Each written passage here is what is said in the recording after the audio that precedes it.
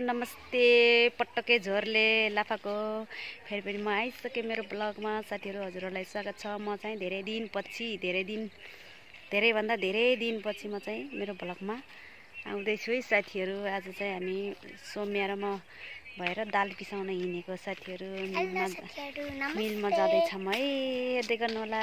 यो त चटपट खान जाने अरे, चटपट किनिनुपर्छ आन्टी भने त्यो हेर्दै यसलाई चटपट एकदम पिरोभन्दा पिरो बनाएर खुवाउने हो यसलाई, छेरपाटी लाग्ने गरी। साथीहरू हेर्दै गर्नु होला। अनि साथीहरू हजुरहरूको नयाँ खबर के छ भन्नु होला है कमेन्टमा साथीहरू। सन्चै आरामै पनि हुनु होला। ल हेर्नु यति दाल बोक्न सक्दिनँ के ले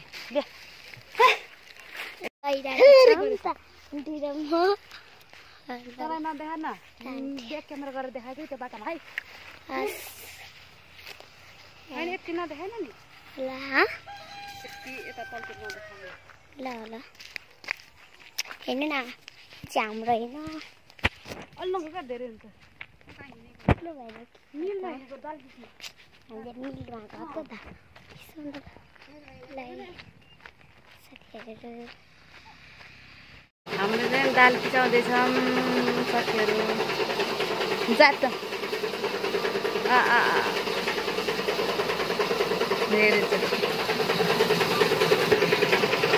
दाल पिसाउनु यो कोसी लाएर आहा चटपट खाने भन्दै यहाँ यसले हिर्काइ भन्छु कि यसलाई केही भन्नुहुन्न कि साथीहरू। यो सनिटलाई कोसी आएको चटपट खाने भनेको त्यही भएर कोसी आएको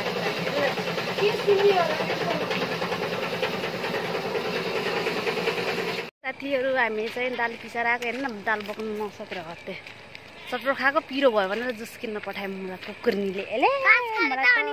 यति सताएन, घरि बराब पनि खाएँ, चटपट पनि खाएँ, यो पनि खाएँ फेरि।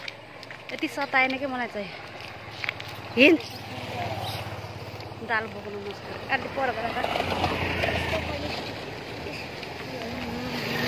साथीहरू आन्टीले चाहिँ दाल बोक्न सक्नु होइन, उहाँ हाल्नु खाइदेऊ भुली। बन्द गर। हामी चाहिँ मिलदेखि घर आयौँ। आजलाई यति नै, हेर्दै गर्नु होला। आजलाई बाई।